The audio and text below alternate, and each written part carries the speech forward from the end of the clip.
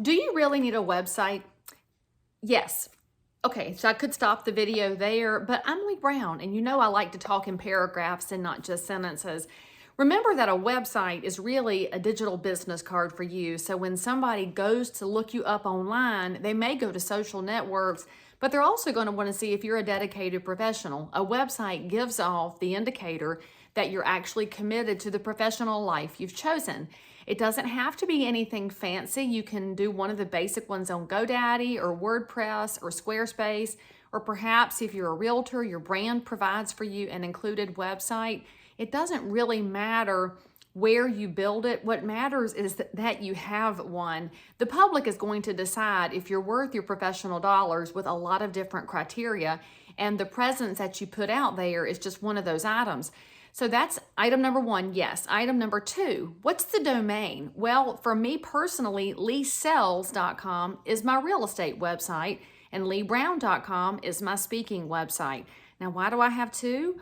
Well, my real estate clients don't necessarily want to see all my motivational speaking stuff, and my speaking clients don't necessarily want to buy a house in the Charlotte area. Two businesses, two different presences. For you, though, think about what you want that message to be as you put the domain out there. Is it built around your name? Is it built around your brand? Or is it built around your area? A really good insider tip is to go to Google AdWords and see what the search terms are for your area. If you can get a domain related to your area's search terms, that's a bonus.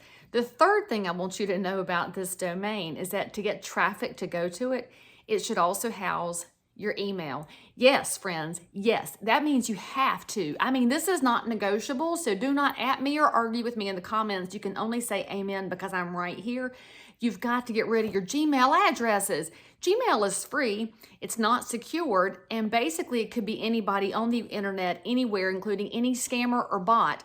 If you are a professional in whatever field you've chosen, your email cannot be at Gmail. If you want to be worse than Gmail, then I love y'all, but you do not need to have a professional email that ends in AOL, because then I'm actually going to assume that you're 95 years old and can't use DocuSign, although many of my elderly clients can use DocuSign and have also moved on from AOL. You have to let it go, or at least let it have another email on top of it as some kind of a cover so that nobody knows you're using a free old email.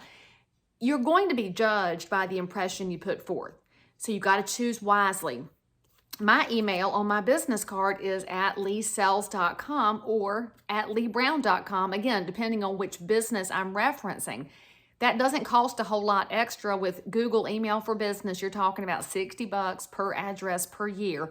Friends, you have to invest in yourself as a professional if you wish to be taken seriously, which is what your website puts out there and what your email tells. The third thing I'll tell you before I let you off this slightly long-winded video is yes, you need a business card. And in fact, I'm going to save that for another conversation. I'm Leigh Brown. Make sure you subscribe and hit the bell. Leave me a comment below. Give me a high five, and I'll see you next time.